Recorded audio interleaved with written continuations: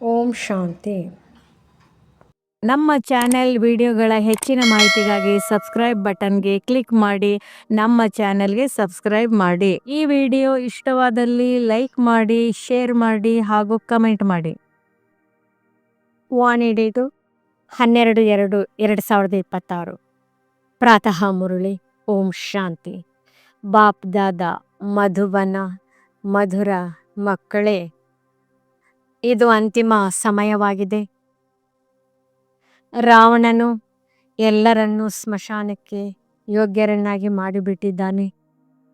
ತಂದೆಯು ಅಮೃತದ ಮಳೆ ಸುರಿಸಿ ಜೊತೆ ಕರೆದುಕೊಂಡು ಹೋಗಲು ಬಂದಿದ್ದಾರೆ. ಪ್ರಶ್ನೆ: ಶಿವತಂದೆಗೆ ಭೋಲಾ ಭಂಡಾರಿ ಎಂದು ಹೇಳಲಾಗುತ್ತದೆ ಏಕೆ? ಉತ್ತರ: ಏಕೆಂದರೆ ಶಿವ ಭೋಲಾನಾಥನು ಬರುತ್ತಾನೆಂದರೆ ಗಣಿಕೆಯರು, ಅಹಲ್ಯರು, ಕುಬ್ಜೆಯರು ಕಲ್ಯಾಣವನ್ನು ಮಾಡಿ ಅವರನ್ನು ವಿಶ್ವದ ಮಾಲೀಕರನ್ನಾಗಿ ಮಾಡಿ ಬಿಡುತ್ತಾರೆ. ಅವರು ಬರುವುದು ಸಹ ನೋಡಿ ಪತಿತ ಪ್ರಪಂಚ, ಪತಿತ ಶರೀರದಲ್ಲಿ ಬರುತ್ತಾರೆ. ಅಂದಮೇಲೆ ಭೋಲಾ ಅಂದರೆ ಮುಗ್ಧ ಆದರಲ್ಲವೇ? ಭೋಲಾ ತಂದೆಯ ಆದೇಶವಾಗಿದೆ. ಮಧುರ ಮಕ್ಕಳೇ, ಈಗ ಅಮೃತವನ್ನು ಕುಡಿಯಿರಿ, ವಿಕಾರಗಳೆಂಬ ವಿಷವನ್ನು ಬಿಟ್ಟು ಬಿಡಿ. ಗೀತೆ: ದೂರ ದೇಶದಲ್ಲಿರುವವರು. ಓಂ ಶಾಂತಿ. ಆತ್ಮಿಕ ಮಕ್ಕಳು ಗೀತೆಯನ್ನು ಕೇಳಿದ್ರಿ. ಆತ್ಮಿಕ ಅಂದರೆ ಅರ್ಥಾತ್ ಆತ್ಮಗಳು ಈ ಶರೀರದ ಕರ್ಮೇಂದ್ರಿಯವಾದ ಕಿವಿಯ ಮೂಲಕ ಗೀತೆಯನ್ನು ಕೇಳಿದರೆ ದೂರ ದೇಶದ ಯಾತ್ರಿಕನು ಬರುತ್ತಾರೆ. ನೀವು ಸಹ ಯಾತ್ರಿಕರಾಗಿದ್ದೀರಲ್ಲವೇ? ಯಾರೆಲ್ಲ ಮನುಷ್ಯಾತ್ಮರಿದ್ದಾರೆಯೋ ಅವರೆಲ್ಲರೂ ಯಾತ್ರಿಕರಾಗಿದ್ದಾರೆ. ಆತ್ಮಗಳಿಗೆ ಇಲ್ಲಿ ಯಾವುದೇ ಮನೆ ಇಲ್ಲ. ಆತ್ಮವು ನಿರಾಕಾರಿಯಾಗಿದೆ. ನಿರಾಕಾರಿ ಪ್ರಪಂಚದಲ್ಲಿರುವವರು ನಿರಾಕಾರಿ ಆತ್ಮಗಳಾಗಿದ್ದರೆ ಅದಕ್ಕೆ ನಿರಾಕಾರಿ ಆತ್ಮಗಳ ಮನೆ, ದೇಶ ಅಥವಾ ಲೋಕ ಎಂದು ಹೇಳಲಾಗುತ್ತದೆ. ಈ ಸಾಕಾರ ಪ್ರಪಂಚಕ್ಕೆ ಜೀವಾತ್ಮರ ದೇಶವೆಂದು ಹೇಳಲಾಗುತ್ತದೆ. ಅದು ಆತ್ಮಗಳ ದೇಶವಾಗಿದೆ. ನಂತರ ಆತ್ಮಗಳು ಇಲ್ಲಿ ಬಂದು ಶರೀರದಲ್ಲಿ ಪ್ರವೇಶ ಮಾಡುವುದರಿಂದ ನಿರಾಕಾರಿಯಿಂದ ಸಾಕಾರಿಯಾಗಿ ಬಿಡುತ್ತೀರಿ. ಆತ್ಮಕ್ಕೆ ರೂಪವಿಲ್ಲವೆಂದು ಹೇಳುವಂತಿಲ್ಲ.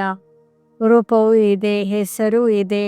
ಇಷ್ಟು ಚಿಕ್ಕ ಆತ್ಮವು ಈ ಶರೀರದ ಮೂಲಕ ಎಷ್ಟು ಪಾತ್ರವನ್ನು ಅಭಿನಯಿಸುತ್ತದೆ.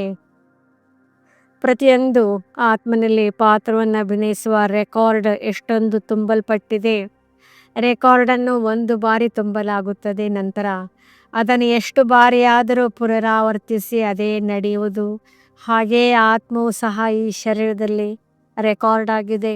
ಅದರಲ್ಲಿ 84 ಜನ್ಮಗಳ ಪಾತ್ರವು ಅಡಕವಾಗಿದೆ.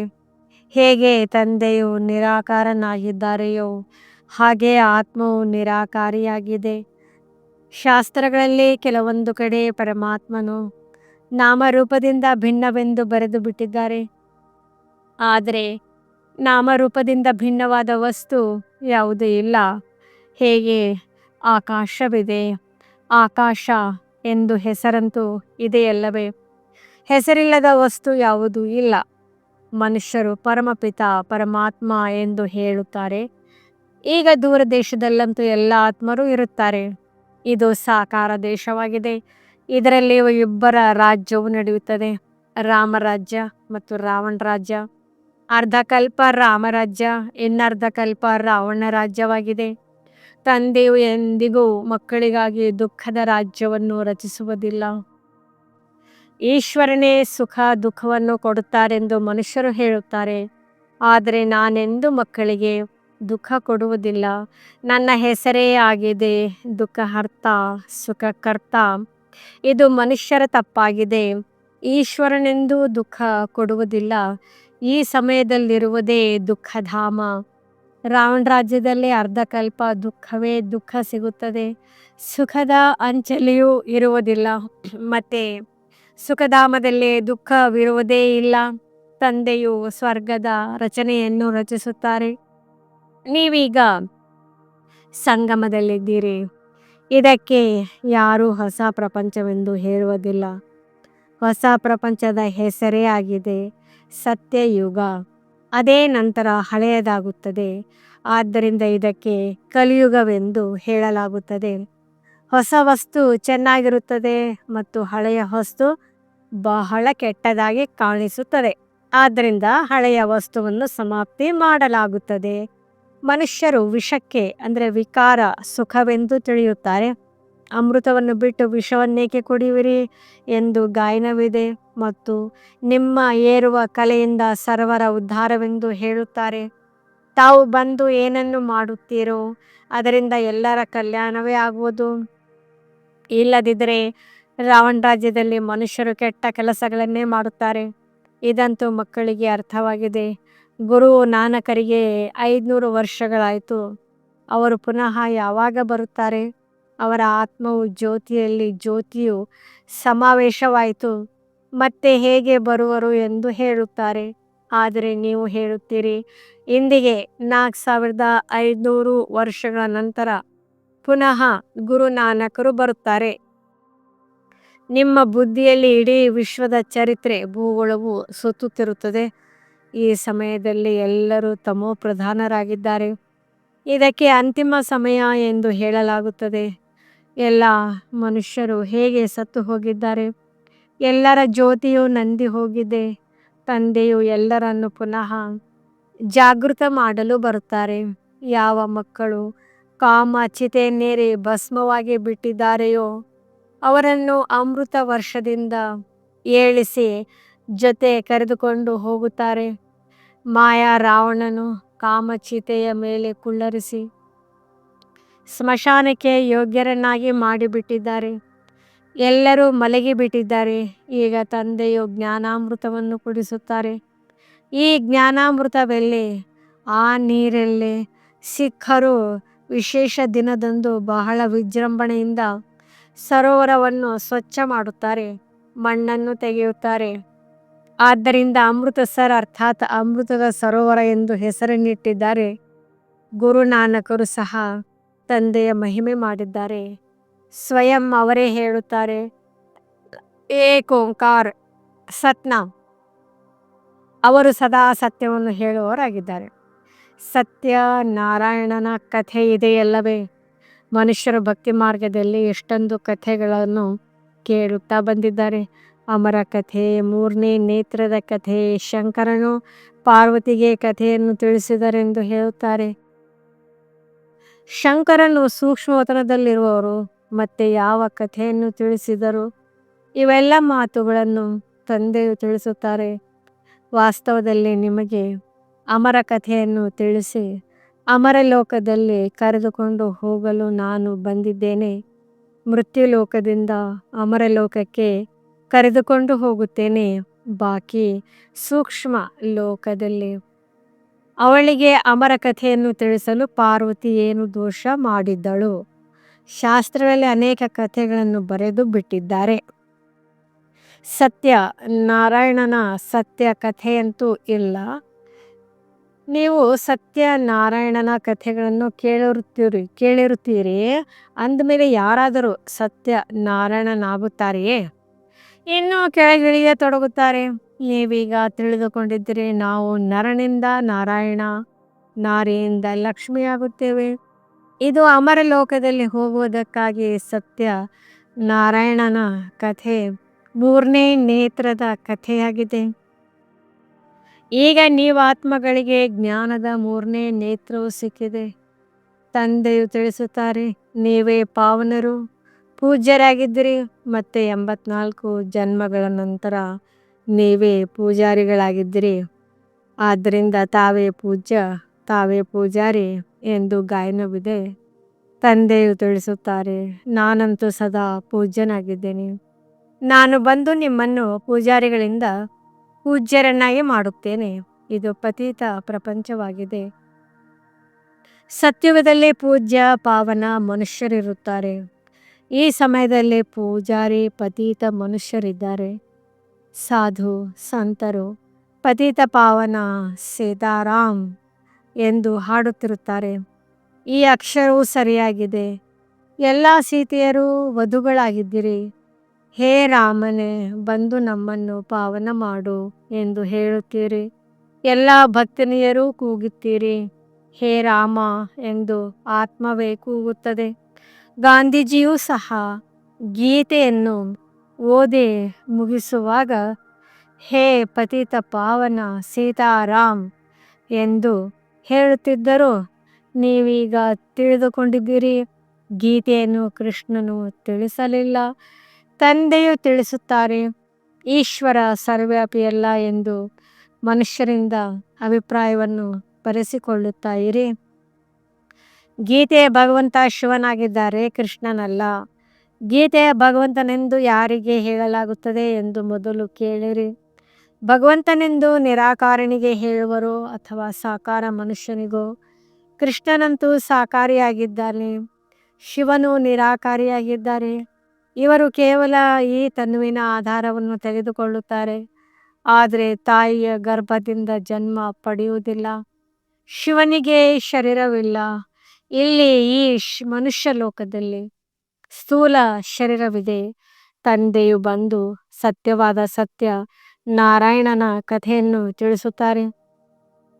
ಪತಿತ ಪಾವನ, ಸರ್ವರ ಸದ್ಗತಿದಾತ, ಮುಕ್ತಿದಾತ, ದುಃಖಹರ್ತ, ಸುಖಕರ್ತ ಎಂದು ತಂದೆಯ ಮಹಿಮೆ ಇದೆ. ಅಂದಮೇಲೆ ಸುಖವೆಲ್ಲಿರುತ್ತದೆ? ಇಲ್ಲಿರಲು ಸಾಧ್ಯವಿಲ್ಲ.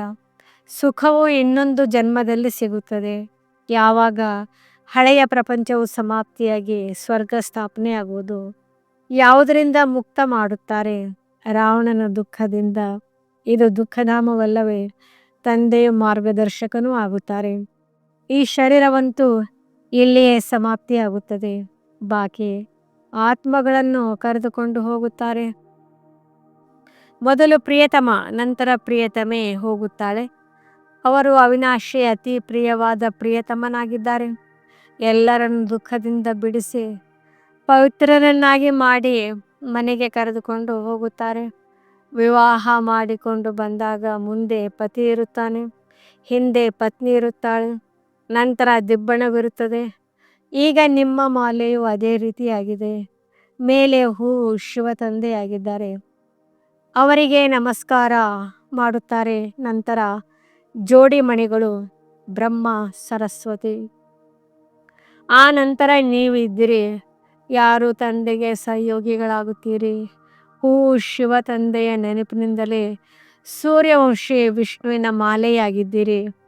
ಬ್ರಹ್ಮ ಸರಸ್ವತಿಯೇ ಲಕ್ಷ್ಮೀ ನಾರಾಯಣರಾಗುತ್ತಾರೆ. ಲಕ್ಷ್ಮೀ ನಾರಾಯಣರಿಂದ ಬ್ರಹ್ಮ ಸರಸ್ವತಿ ಆಗುತ್ತಾರೆ.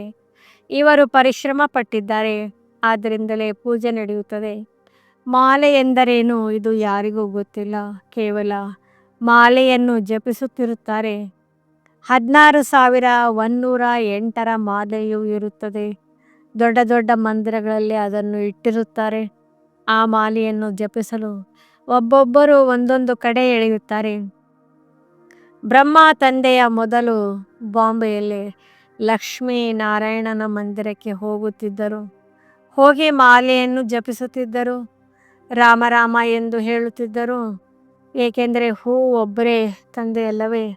ಹೂವಿಗೆ ರಾಮ ರಾಮ ಎಂದು ಹೇಳುತ್ತಾರೆ. ನಂತರ ಇಡೀ ಮಾಲೆಗೆ ತಲೆಬಾಗುತ್ತಾರೆ.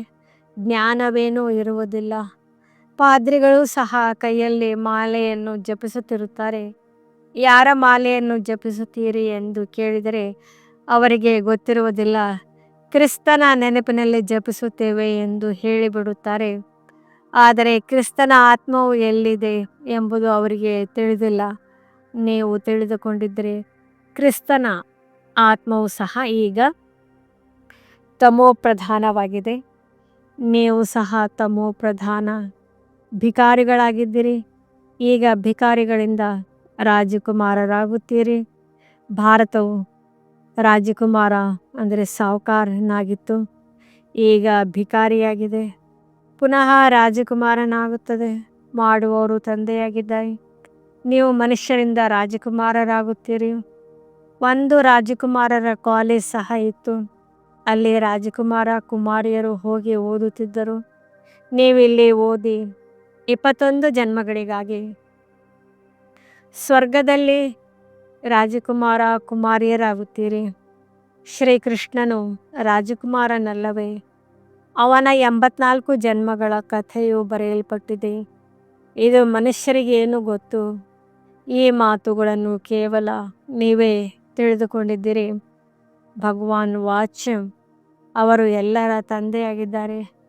ನೀವು ಪರಮಾತ್ಮ ತಂದೆಯಿಂದ ಈಗ ಕೇಳುತ್ತೀರಿ. ಅವರೇ ಸ್ವರ್ಗದ ಸ್ಥಾಪನೆ ಮಾಡುತ್ತಾರೆ. ಅದಕ್ಕೆ ಸತ್ಯಖಂಡವೆಂದು ಹೇಳಲಾಗುವುದು. ಇದು ಅಸತ್ಯ ಖಂಡವಾಗಿದೆ.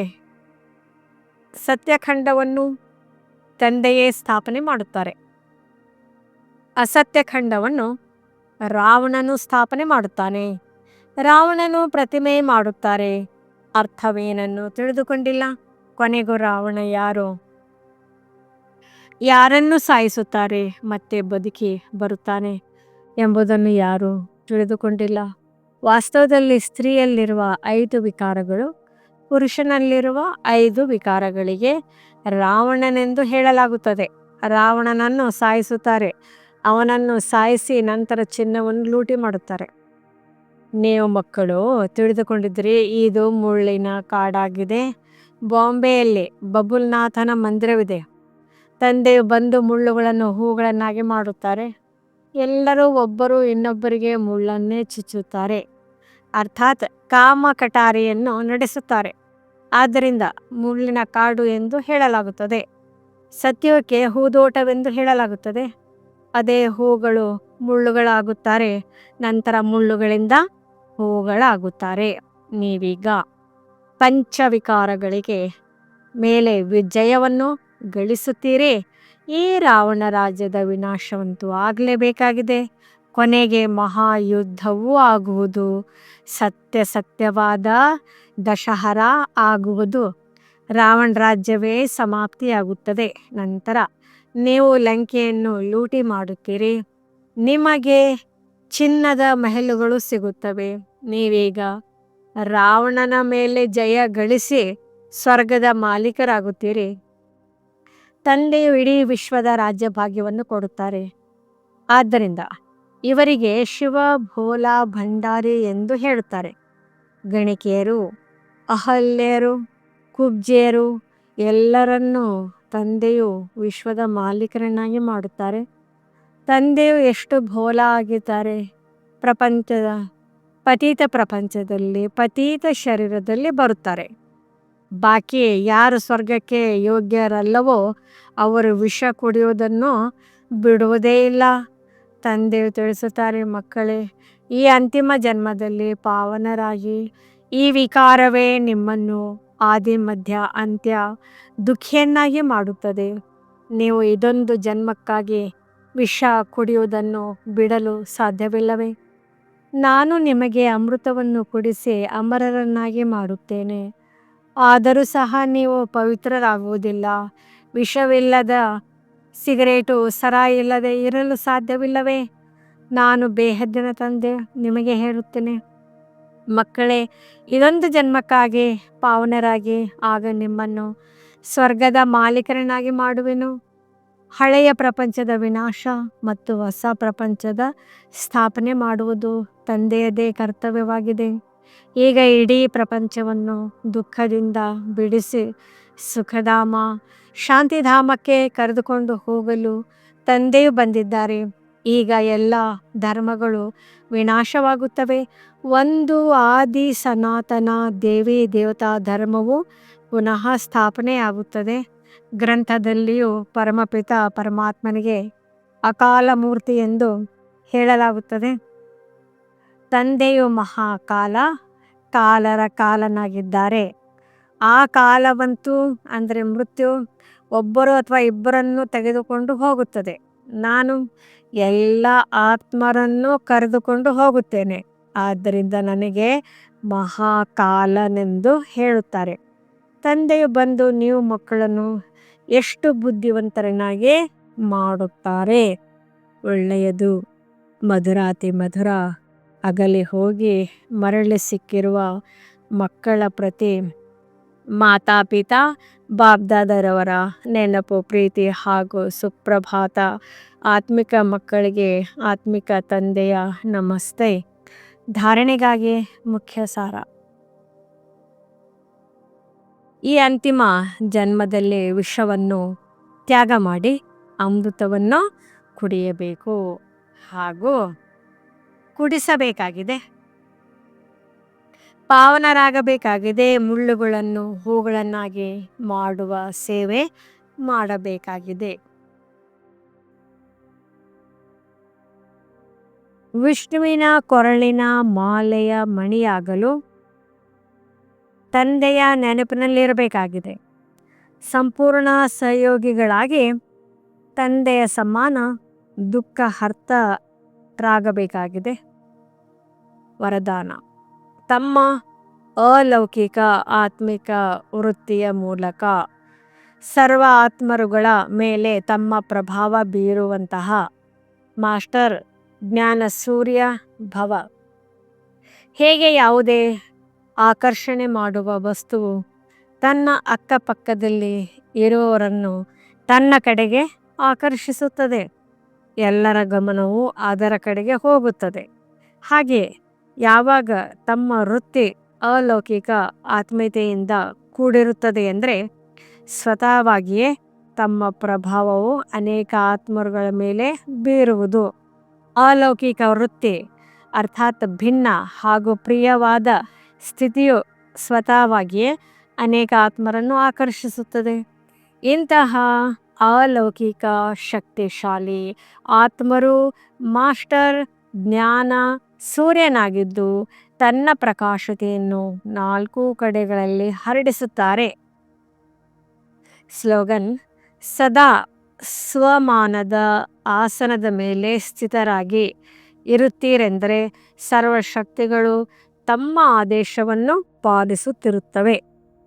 ಅವ್ಯಕ್ತ ಸೂಚನೆ: ಏಕತೆ ಮತ್ತು ವಿಶ್ವಾಸದ ಗುಣಲಕ್ಷಣಗಳ ಮೂಲಕ ಸಫಲತಾ ಸಂಪನ್ನರಾಗಿರಿ.